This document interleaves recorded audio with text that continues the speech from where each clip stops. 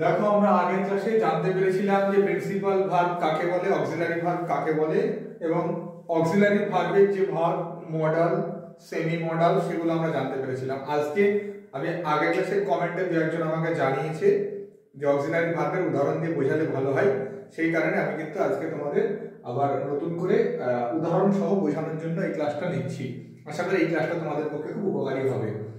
তো দেখো আমি আগের দিন যেটা তোমাদের বলেছিলাম বা ভার্বের ডেফিনেশন বলার সময় তো বারবার বলেছিলাম যে ভার্ব কাকে বলে, যে ওয়ার্ড দ্বারা কোনো কিছু করা হওয়া বা থাকা বোঝায় তাকে ভার্ব বলে। তো আমরা বি ভার্ব, ডু ভার্ব এবং হ্যাভ ভার্ব এই তিন প্রকার ভার্ব আমরা জানি। এই তিন প্রকার ভার্ব অর্থাৎ বি ভার্ব, হ্যাভ ভার্ব এবং ডু ভার্ব এরা কখন মডাল অক্সিলারি হয়, কখন অক্সিলারি ভার্ব হয় বা কখন প্রিন্সিপাল ভার্ব হয় সেটা আমরা জানবো। প্রথমত আজকে অক্সিলারি ভার্ব হিসেবে বি ভার্বের ব্যবহার জানবো। বি ভার্বের প্রিন্সিপাল ভার্ব হিসেবে ব্যবহার আমরা সবাই জানি যে আই অ্যাম মিহির বা you are Shravik, he is Aman, she is Tania ইত্যাদি ইত্যাদি উদাহরণ, সেগুলো হচ্ছে কি সব প্রিন্সিপাল ভার্বের উদাহরণ বি ভার্বের। অক্সিলারি ভার্ব হিসেবে বি ভার্ব যেখানে ব্যবহৃত হয় মনে রাখবো এই চারটি ক্ষেত্রে ব্যবহৃত হয়। আমি উদাহরণ সহ বলে দিচ্ছি। প্রথমত কন্টিনিউয়াস টেন্সে। কন্টিনিউয়াস টেন্স আমরা জানি কন্টিনিউয়াস টেন্স তো যে কোনো প্রকার কন্টিনিউয়াস টেন্সে ব্যবহৃত হয়। যেমন প্রেজেন্ট কন্টিনিউয়াস টেন্সে বি ভার্ব ব্যবহৃত হবে, পাস্ট কন্টিনিউয়াস টেন্সে হবে এবং ফিউচার কন্টিনিউয়াস টেন্সে হবে বি ভার্ব মূল ভার্ব হিসেবে ব্যবহৃত হবে। যেমন আমি একটা উদাহরণ দিয়ে দিচ্ছি, আই অ্যাম লার্নিং ইংলিশ। এখানে অ্যাম হলো অক্সিলারি ভার্ব, আমি ইংরেজি শিখছি। আর একটা উদাহরণ দিচ্ছি, ইউ আর রিডিং ইংলিশ। এখানে আর হলো অক্সিলারি ভার্ব। অর্থাৎ কন্টিনিউয়াস টেন্সের ক্ষেত্রে বি ভার্ব অক্সিলারি ভার্ব হিসেবে ব্যবহৃত হয়।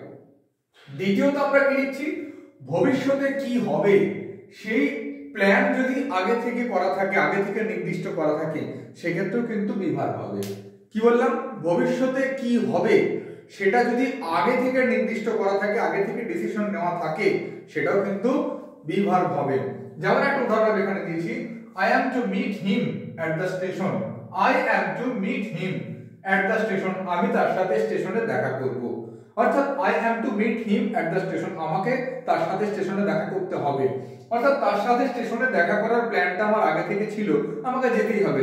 লেটস সাপোজ কেউ একজন তুমি আমাকে বললে যে আমার সঙ্গে একটুখানি বাজারে যেতে হবে।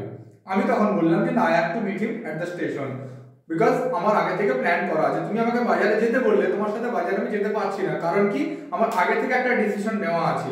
কি ডিসিশন নেওয়া আছে, যে আমি অন্য একজনকে কথা দিচ্ছি তার সাথে আমি স্টেশনে দেখা করব। তাই সেক্ষেত্রে কি বললাম যে I am to meet him at the station। বা দেখা গেল আমাকে বাবা মা বললো যে চলো আজকে একটু আমরা ঘুরতে যাব কোথাও, আজকে আমরা হাজারদুয়ারি যাব, আজকে আমরা শান্তিনিকেতন যাব। বাট তুমি বললে যে I have to go to school, আমাকে স্কুলে আগে থেকে যেতে হবে, because our English teacher has called us, কারণ আমাদের ইংরেজি শিক্ষক আমাদেরকে ডেকেছেন। অর্থাৎ তোমার আগে থেকে একটা প্ল্যান করা ছিল যে তোমার সেদিন স্কুলে যাওয়াটা বাধ্যতামূলক বা স্কুলে যাওয়ার একটা বিশেষ কোনো কারণ আছে, প্ল্যান আগে থেকে করা আছে যে যাই হোক আমাকে স্কুলে যেতেই হবে, তুমি যেতে পারলে না। সেক্ষেত্রে ওই আগে থেকে প্ল্যান করা থাকলে বা ভবিষ্যতে কি হবে সেটা যদি আগে থেকে স্থির করা থাকে, তাহলে সেক্ষেত্রে কিন্তু বি ভার্ব অক্সিলারি ভার্ব হিসেবে ব্যবহৃত হয়। যেমন এখানে হয়েছে কি, দেখো মিট, দেখা করাটা ছিল মূল কাজ আমাদের, কিন্তু ওটা করলাম কি I am to meet him, আমাকে তার সাথে দেখা করতে হবে কোথায়, at the station, স্টেশনে। সুতরাং আমটা হলো কিন্তু এখানে অক্সিলারি ভার্ব, অর্থাৎ বি ভার্ব এখানে অক্সিলারি ভার্ব হিসেবে ব্যবহৃত হলো। পরবর্তী কি বলছে, আদেশ বা নির্দেশ বোঝাতে বি ভার্ব বসে, মানে বি ভার্ব অক্সিলারি ভার্ব হিসেবে বসে আদেশ বা নির্দেশ বোঝাতে। যেমন বললাম কি, you are to go to the market at once. You are to go to the market at once, তোমাকে এখনই বাজারে যেতে হবে। You are to go to the market at once, তোমাকে এখনই বাজারে যেতে হবে। অর্থাৎ তুমি কি যেতে বাধ্য, তোমাকে নির্দেশ করা হচ্ছে, আদেশ করা হচ্ছে যে you are to go to the market at once, তোমাকে বাজারে এখনই যেতে হবে। বা বললাম he used to come here at once. He used to come here at once, তাকে এখনই এখানে আসতে হবে। He is to come here at once, তাকে এখনই এখানে আসতে হবে। বা he is to do this job now, তাকে এখনই এই কাজটা করতে হবে, তাকে নাম নির্দেশ দিলাম। অর্থাৎ আদেশ বা নির্দেশ বোঝালেও কিন্তু বি ভার্ব অক্সিলারি ভার্ব হিসেবে ব্যবহৃত হয়। সর্বোপরি আমরা জানবো প্যাসিভ ভয়েসের ক্ষেত্রে বি ভার্ব অক্সিলারি ভার্ব হিসেবে ব্যবহৃত হয়। তাহলে যদি আমরা সহজভাবে মনে রাখি বি ভার্ব অক্সিলারি ভার্ব হিসেবে কোথায় কোথায় ব্যবহৃত হয়, প্রথম কথা মনে রাখবো কন্টিনিউয়াস টেন্সে। প্রথম কথা মনে রাখবো যে বি ভার্ব কন্টিনিউয়াস টেন্সে অক্সিলারি ভার্ব হিসেবে ব্যবহৃত হয়। সেকেন্ড কথা মনে রাখবো কি প্যাসিভ ভয়েসে। দেখো প্যাসিভ ভয়েসে কি বলছে বি ভার্ব অক্সিলারি ভার্ব হিসেবে ব্যবহৃত হয়। তাহলে প্রথমত মনে রাখবো কন্টিনিউয়াস টেন্সে বি ভার্ব অক্সিলারি ভার্ব হিসেবে ব্যবহৃত হয়। দ্বিতীয়ত মনে রাখবো প্যাসিভ ভয়েসে বি ভার্ব অক্সিলারি ভার্ব হিসেবে ব্যবহৃত হয়। তাহলে যদি প্রথম এবং দ্বিতীয় যদি আমাদের চলে যায়, লেটস সাপোজ এই দুটো আমি মুছে দিলাম, এইটা এবং এটা মুছে দিলাম আমি, এই দুটো মুছে দিলে আমাদের কি কি থাকলো, এই দুটোকে আমাদের মনে রাখতে হবে কি কি, ভবিষ্যতে কি হবে আগে থেকে যদি তার প্ল্যান করা থাকে, ভবিষ্যতে কি হবে আগে থেকে যদি তার প্ল্যান করা থাকে বা ভবিষ্যতে কি হবে আগে থেকে যদি স্থির করা থাকে, সেক্ষেত্রে বি ভার্ব অক্সিলারি ভার্ব হিসেবে ব্যবহৃত হয়। আরেকটা কি বলেছি, আদেশ বা নির্দেশ বোঝাতে বি ভার্ব অক্সিলারি ভার্ব হিসেবে ব্যবহৃত হয়। আশা করি তোমরা বি ভার্ব অক্সিলারি ভার্ব হিসেবে কখন কখন ব্যবহৃত হয় সেটা বুঝতে পারলে। দেখো এবার আমি তোমাদেরকে যেটা বলবো সেটা হচ্ছে অক্সিলারি ভার্ব হিসেবে হ্যাভ ভার্বের ব্যবহার। আমরা অক্সিলারি ভার্ব হিসেবে বি ভার্বের ব্যবহার জেনেছি, এবার হ্যাভ ভার্বের ক্ষেত্রে মনে রাখবে যে কোনো প্রকার পারফেক্ট এবং পারফেক্ট কন্টিনিউয়াস টেন্সে, যে কোনো প্রকার পারফেক্ট এবং পারফেক্ট কন্টিনিউয়াস টেন্সে হ্যাভ অক্সিলারি ভার্ব হিসেবে ব্যবহৃত হয়। আমরা দুটো পারফেক্ট টেন্সের উদাহরণ দিই, যেমন ধরো একটা পারফেক্ট টেন্সের উদাহরণ দিচ্ছি, I have given him a pen. I have given him a pen. এখানে দেখো গিভেনটা হচ্ছে মূল ভার্ব, এটার মানে কি হচ্ছে আমি তাকে একটা পেন দিয়েছি বা আমি তাকে একটা কলম দিয়েছি। দেখো হ্যাভ এর কোনো অর্থ আসছে না, আমাদের আগের দিনের কন্ডিশন অনুযায়ী কি বলেছিলাম যে বি অক্সিলারি ভার্ব বাক্যে থেকে বাক্য গঠন করতে সাহায্য করে কিন্তু তার অর্থ প্রকাশ পায় না। তাহলে এখানে I have given him a pen, আমি তাকে একটা পেন বা কলম দিয়েছি, এই গিভেনের অর্থ প্রকাশ পেয়েছে, হ্যাভ এর অর্থ প্রকাশ পাচ্ছে না। এটা কোন টেন্স, এটা ছিল প্রেজেন্ট পারফেক্ট টেন্স। আমি একটা পারফেক্ট কন্টিনিউয়াস টেন্সের উদাহরণ দিচ্ছি, it has been raining for 3 hours. 3 ঘন্টা ধরে বৃষ্টি হচ্ছে। It has been raining for 3 hours. এখানে দেখো মূল ভার্ব কোনটা, রেইনিং, বৃষ্টি হচ্ছে। এই হ্যাজটা আসলো, হ্যাজ এসে বাক্যটাকে গঠন করতে সাহায্য করলো, কিন্তু হ্যাজের কোনো অর্থ প্রকাশ পাচ্ছে না। তাহলে হ্যাজ হলো কি অক্সিলারি ভার্ব। আমরা জানি হ্যাভ ভার্ব কি কি আছে, হ্যাভ, হ্যাজ এবং হ্যাড, বুঝা গেল? তাহলে যে কোনো প্রকার পারফেক্ট টেন্সে হ্যাভ ভার্ব অক্সিলারি ভার্ব হিসেবে ব্যবহৃত হয়। প্রেজেন্ট পারফেক্ট টেন্স হলে সেটা হয়ে যায় হ্যাভ এবং হ্যাজ হয়ে যায়। যদি পাস্ট পারফেক্ট বা পাস্ট পারফেক্ট কন্টিনিউয়াস হতো তাহলে হ্যাড চলে আসতো। ফিউচার পারফেক্ট বা ফিউচার পারফেক্ট কন্টিনিউয়াস হলে শ্যাল হ্যাভ বিন বা উইল হ্যাভ বিন চলে আসতো। তাহলে হ্যাভ ভার্ব কি করে পারফেক্ট টেন্স এবং পারফেক্ট কন্টিনিউয়াস টেন্সে অক্সিলারি ভার্ব হিসেবে ব্যবহৃত বুঝতে পারলাম। এবার আসছে কোনো কাজের বাধ্যতামূলক বোঝাতে, অর্থাৎ কোনো কাজ আমার না করে উপায় নেই, যেতেই হবে। লেটস সাপোজ এরকম হলো যে আমার কলকাতাতে একটা খুব জরুরি কাজ আছে, কেউ হয়তো আমাকে বললো যে তোমাকে আজকে বহরমপুর যেতে হবে, আমি তাকে বললাম না আমাকে কলকাতা যেতে হবে, অর্থাৎ আমার কলকাতা যাওয়াটা বাধ্যতামূলক, আমার না গিয়ে আর কোনো অপশন নেই, আমাকে যেতেই হবে, অর্থাৎ আমাকে যেতেই হবে এরকম বোঝাতে, মানে কোনো কাজের বাধ্যতামূলক বোঝাতে বা কাজটা করতেই হবে বা কাজটা সেখানে যেতেই হবে এই ধরনের বোঝাতে, মানে যেটা না গেলেই নয় বা না করলেই নয়, এই ধরনের বোঝাতে কিন্তু হ্যাভ ভার্ব অক্সিলারি ভার্ব হিসেবে ব্যবহৃত হয়। যেমন আমি একটা উদাহরণ দিচ্ছি, I have to go to Kolkata, আমাকে কলকাতা যেতে হবে। দেখো I have to go to Kolkata, আমাকে কলকাতা যেতে হবে। এখানে মনে রাখবে আমি কলকাতা যাব, সেটা হলে কি হতো I shall go to Kolkata. আমি কলকাতা যাব বললে, কিন্তু I have to go to Kolkata মানে আমাকে কলকাতা যেতেই হবে, আমাকে কলকাতা যেতেই হবে, আমার কোনো উপায় নেই। দেখা গেল আমাকে আমাকে তোমরা বলছো যে আজকে আমাদের বাড়িতে নিমন্ত্রণ, কালকে আমাদের বাড়িতে আপনার নিমন্ত্রণ থাকলো, কালকে আমাদের বাড়িতে আপনি দুপুরবেলায় লাঞ্চ করতে যাবেন। আমি তখন বললাম না আমার কোনো উপায় নেই, আমাকে কলকাতা যেতেই হবে। বললাম যে I had no way to go your home, আমার তোমার বাড়িতে যাওয়ার কোনো উপায় নেই, আই হ্যাভ নো ওয়ে, আমার কোনো উপায় নেই, because I have to go to Kolkata tomorrow, কারণ আগামীকালকে আমাকে কলকাতা যেতে হবে। তাহলে এই কোনো কাজে বাধ্যতামূলক বোঝাতে, অব্লিগেশন বোঝাতে হ্যাভ টু বসে, অর্থাৎ হ্যাভ ভার্বটা কিন্তু অক্সিলারি ভার্ব হিসাবে ব্যবহৃত হয়। তাহলে আমরা অক্সিলারি ভার্ব হিসাবে হ্যাভ এর ব্যবহার জানলাম, মাত্র দুটো ব্যবহার, এই দুটো ব্যবহার কি কি চোখ বন্ধ করে শুনে নাও একবার শেষ বেলায়। সেটা কি বললাম যে যে কোনো প্রকার পারফেক্ট টেন্স বা পারফেক্ট কন্টিনিউয়াস টেন্সে হ্যাভ অক্সিলারি ভার্ব হিসেবে ব্যবহৃত হয়।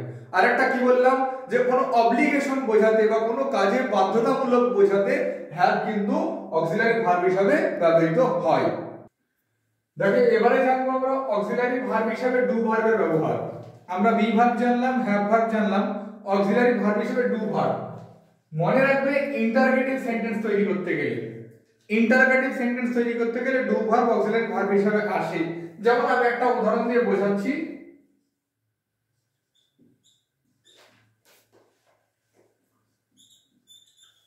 We play football. আচ্ছা উই না করে ইউ করলাম, ইউ প্লে ফুটবল, তুমি ফুটবল খেলো। দেখো এই প্লেটা, প্লে কি, প্লে মানে কি খেলা করা, খেলা করা মানে কি কোনো কিছু হওয়া না, খেলা করা মানে কি কোনো কিছু থাকা না, এটা কাজ করা, অর্থাৎ করা ভার্ব, ডু ভার্ব। এটাকে যদি এখন ইন্টারোগেটিভ সেন্টেন্স করি, আমি ডুটাকে আগে নিয়ে আসতে হবে। ডু ইউ প্লে ফুটবল, এটা ইন্টারোগেটিভ সেন্টেন্স হয়ে গেল, ডু ইউ প্লে ফুটবল।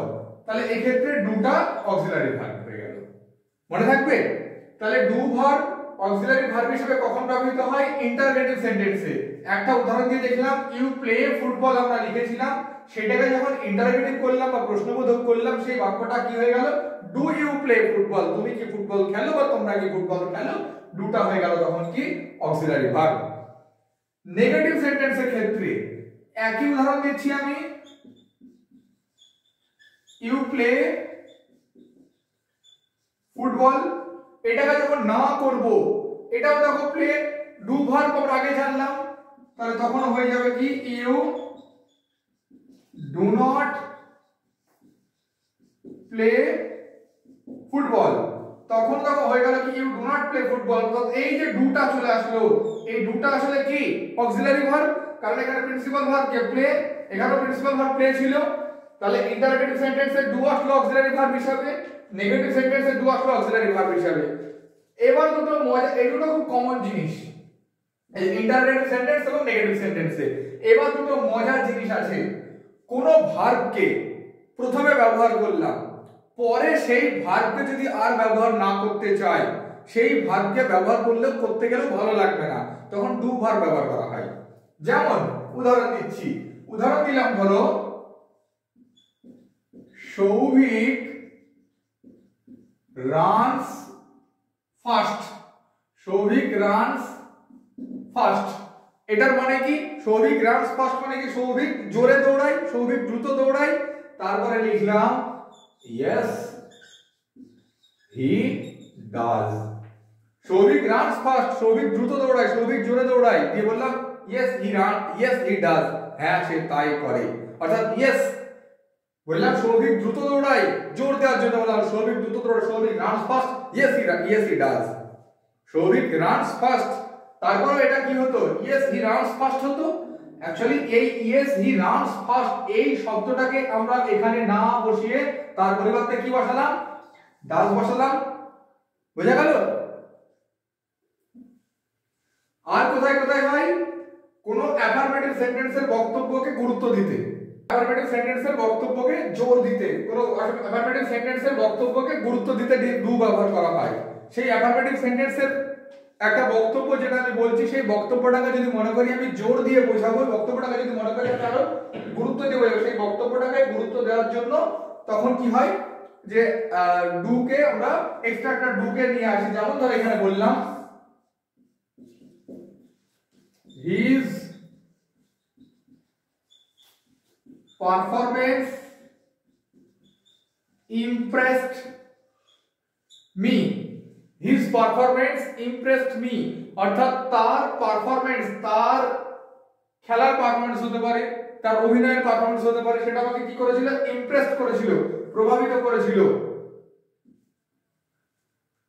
তাহলে এটা ধরো একটা সাধারণ বক্তব্য ছিল, his performance impressed me, এটাকে যদি আমি জোর দিয়ে বোঝাই এটাকে করে দেব his performance did impress me, his performance did impress me।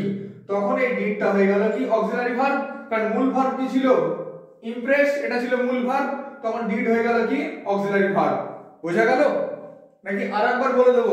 আরেকবার বলে দিই, ইন্টারোগেটিভ সেন্টেন্সে ডু অক্সিলারি ভার্ব হিসেবে ব্যবহৃত হয়, নেগেটিভ সেন্টেন্সে ডু অক্সিলারি ভার্ব হিসেবে ব্যবহৃত হয়। কোন ভার্বকে প্রথমে ব্যবহার করে তারপরে তার ব্যবহার না করে ডু ব্যবহার করা হয়। যেমন এখানে বললাম সৌভিক রানস ফাস্ট, সৌভিক দ্রুত দৌড়ায়, সেন্টেন্স কিন্তু এখানে শেষ হয়ে যায়নি। সৌভিক রানস ফাস্ট, সৌভিক দ্রুত দৌড়ায়, কমা দিয়ে কি লিখলাম? ইয়েস হি ডাজ, হ্যাঁ সে দ্রুত দৌড়ায়। আরেকটা কি লিখলাম? কোন অ্যাফারমেটিভ সেন্টেন্সের বক্তব্যকে গুরুত্ব দিতে ডু ব্যবহার করা হয়। যেমন বললাম his performance impressed me, তার পারফরম্যান্স বা তার অভিনয় আমাকে প্রভাবিত করেছিল, সেটা করলাম কি? his performance did impress me, তার পারফরম্যান্স আমাকে প্রভাবিত করেছিল, his performance did impress me। Modal auxiliary হিসাবে বিভিন্ন মডেল অক্সিলারি গুলোর ব্যবহার এবার আমরা জানব। প্রথমত সহজ দুটো জেনে নিই, শ্যাল এবং উইলের ব্যবহার জেনে নিই। শ্যাল মডেল অক্সিলারি, শ্যাল একটা মডেল অক্সিলারি। মডেল অক্সিলারি কি কি বলেছিলাম আমরা আগের ভিডিওতে, আমি আরেকবার বলছি। Shall, will, should, would, may, might, must, আর কি কি বলেছিলাম? অট টু, এগুলো বলেছিলাম আমি। এবার আমি তোমাদেরকে একটা একটা করে ব্যবহারগুলো শেখাচ্ছি। শ্যাল মডেল অক্সিলারি হিসেবে শ্যাল কোথায় বসে? ফিউচার টেন্সে ফার্স্ট পারসনে। ফার্স্ট পারসন কারা? আমি, আমরা, আমি এবং আমরা, এ হচ্ছে ফার্স্ট পারসন। তাহলে ফিউচার টেন্সে আমি এবং আমরা অর্থাৎ আই এবং উই এর পরে শ্যাল বসবে। এবার বলছে ফিউচার টেন্সে সেকেন্ড পারসন বা থার্ড পারসনের পরে উইল বসবে। সেকেন্ড পারসন কে? এখানে মনে রাখবে, পারসন মনে রাখার কথাটাও এর মধ্যে বলে দিচ্ছি। আমি, আমরা, তুমি, তোমরা বাদ দিয়ে যা আছে সবাই থার্ড পারসন। আমি, আমরা, তুমি, তোমরা বাদ দিয়ে যা আছে সবাই থার্ড পারসন। আমি, আমরা হয়ে গেছে ফার্স্ট পারসন। তুমি, তোমরা ইংরেজিতে খুব সহজ। তুমি, তুই, আপনি, তোমরা, তোরা, আপনারা সবকিছুর জন্য একটাই শব্দ ইউ। ইউ হচ্ছে সেকেন্ড পারসন। বাকি যাবতীয় যা কিছু আছে, আমি, আমরা, তুমি, তোমরা বাদ দিয়ে যা কিছু আছে সবাই থার্ড পারসন। অর্থাৎ আই এবং উই ব্যতীত যত আছে সবার পরে কিন্তু উইল বসে ফিউচার টেন্সে। বোঝা গেল? শ্যাল কখন বসে মডেল অক্সিলারি হিসাবে? ফিউচার টেন্সে ফার্স্ট পারসনের পরে অর্থাৎ আই এবং উই এর পরে শ্যাল বসবে। উইল কখন বসবে? ফিউচার টেন্সে আই এবং উই ব্যতীত যত সাবজেক্ট আছে সবার পরে উইল বসবে। বোঝা গেল? এবারে চলে আসছি উডের ব্যবহারে। আমাদের মধ্যে একটা কথা প্রচলিত আছে যে উইলের পাস্ট ফর্ম উড। মনে রাখবে উড অতীতকালের কোনো অভ্যাস বোঝাতে উড ব্যবহৃত হয়। অতীতকালের কোনো অভ্যাস বোঝাতে, যেমন বললাম আমার দাদু সকালে হাঁটতে যেতেন, অর্থাৎ আমার দাদু সকালে আগে হাঁটতে যেতেন, এখন আর যান না, যে কোনো কারণে হতে পারে এখন আর যান না, আগে হাঁটতে যেতেন। আমরা সকালে ঘুমোতাম, এখন আর ঘুমাই না, পড়াশোনার চাপ বেড়ে গেছে, পড়াশোনা করি। আমরা বিকেলে স্মার্টফোন দেখতাম, এখন আর দেখি না, বিকেলে ফুটবল খেলতে যাই।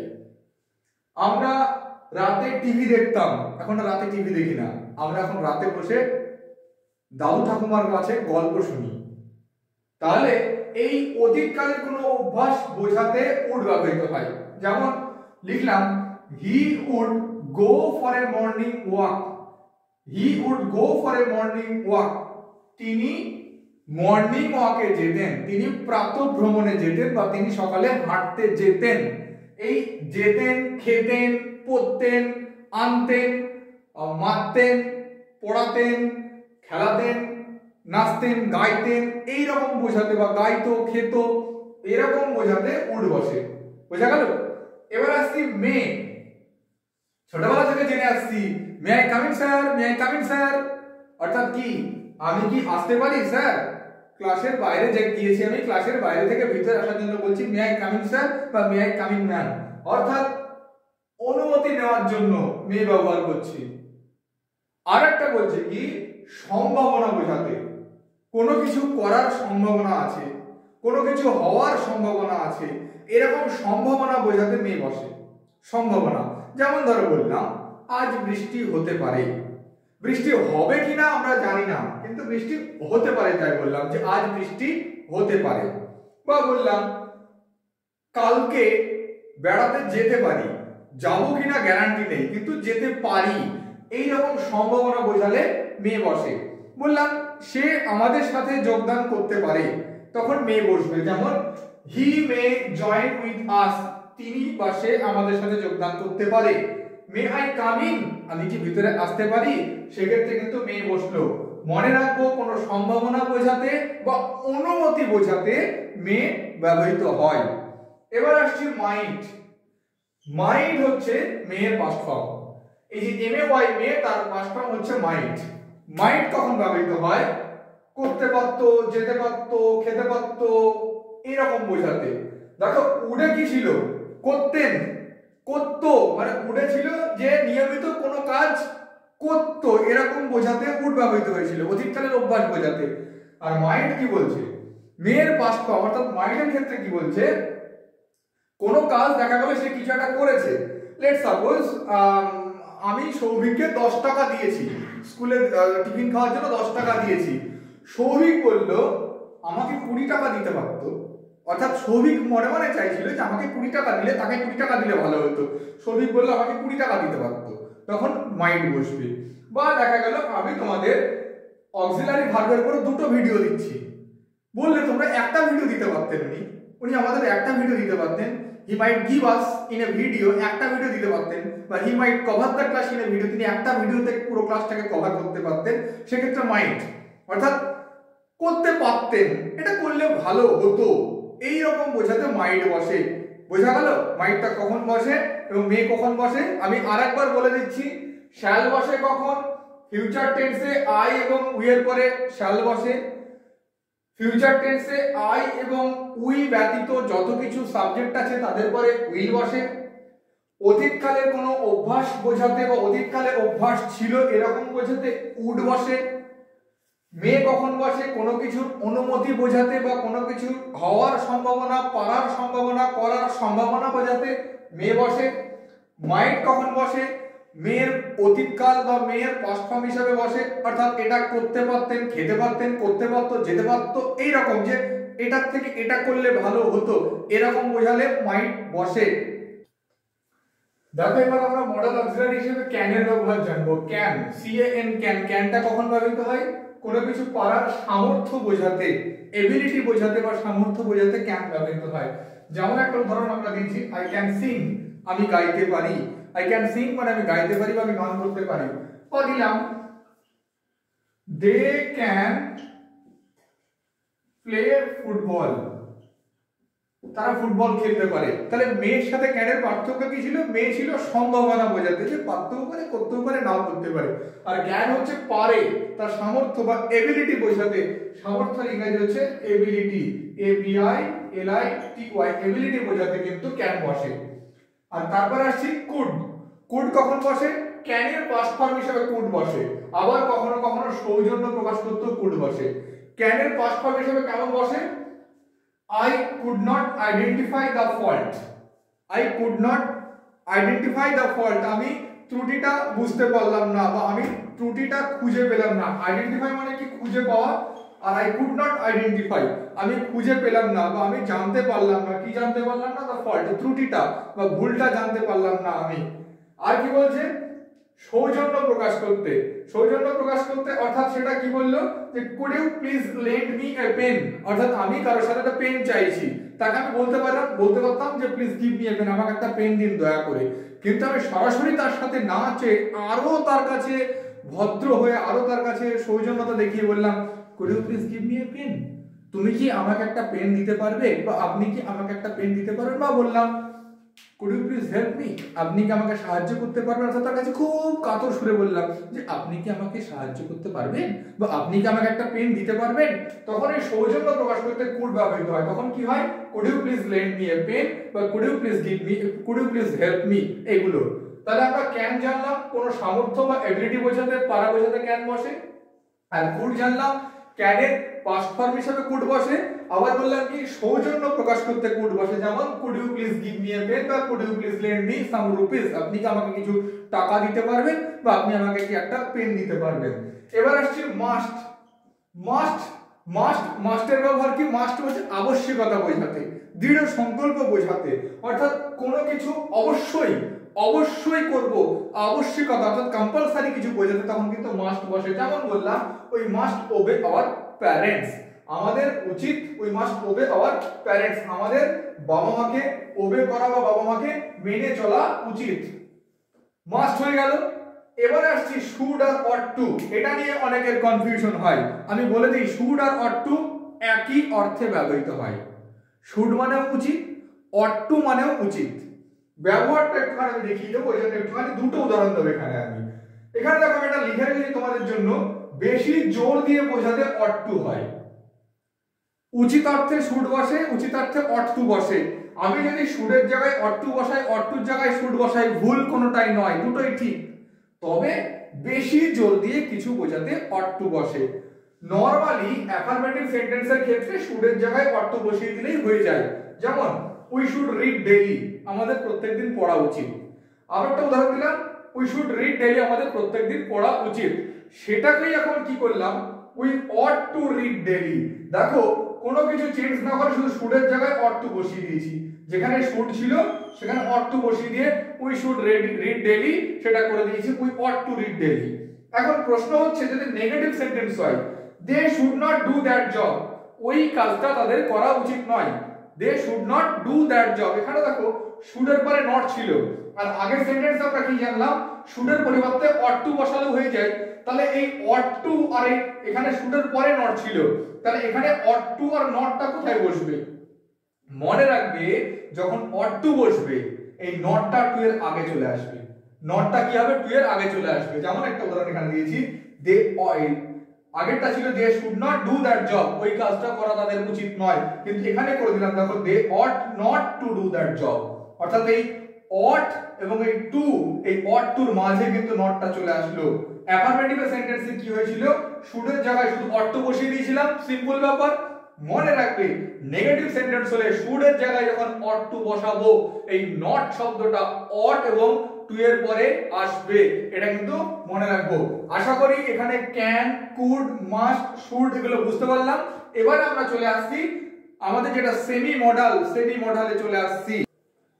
দেখো আমরা মডাল অক্সিলারি জানলাম, এবার আমি সেমি মডাল সম্পর্কে একটুখানি টাচ দিয়ে রাখছি। বিস্তারিত ভিডিও আমি পরবর্তী ক্লাসে দেব। সেমি মডাল কোনগুলো? আমাদের ইংরেজি গ্রামারে তিনটে সেমি মডাল আছে, নিড, ডেয়ার আর ইউজ টু। এই তিনটেকে সেমি মডাল কেন বলা হয়? নিড মানে কি? প্রয়োজন। ডেয়ার মানে সাহস করা, আর ইউজ টু প্রায় অর্থে ব্যবহৃত হয়। এই তিনটে শব্দ কখনো কখনো প্রিন্সিপাল ভার্ব হিসেবেও ব্যবহৃত হয়, আবার কখনো কখনো অক্সিলারি ভার্ব হিসেবেও ব্যবহৃত হয়, মানে সরি মডাল হিসেবে বা অক্সিলারি ভার্ব হিসেবেও ব্যবহৃত হয়, অক্সিলারি ভার্ব বা মডাল হিসেবেও ব্যবহৃত হয়।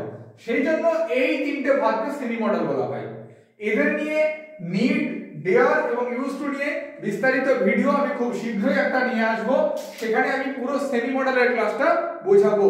আপাতত তোমরা টোটাল ভার্বের যেটা আমি বোঝালাম, যে অক্সিলারি ভার্ব হিসাবে do verb, be verb, have ভার্বের ব্যবহার, আমাদের যে মডাল অক্সিলারির ব্যবহার, যেগুলো শেখালাম, যেগুলো বোঝালাম, এতে যদি কোনোটাই কোনো প্রবলেম থাকে আমাকে বিস্তারিত তোমরা জানাবে বা আপনারা জানাবেন, আমি চেষ্টা করব যথাসাধ্য আপনাদেরকে পরবর্তী ভিডিওতে সেটা ক্লিয়ার করে দেওয়ার। আপাতত টাটা, ভালো।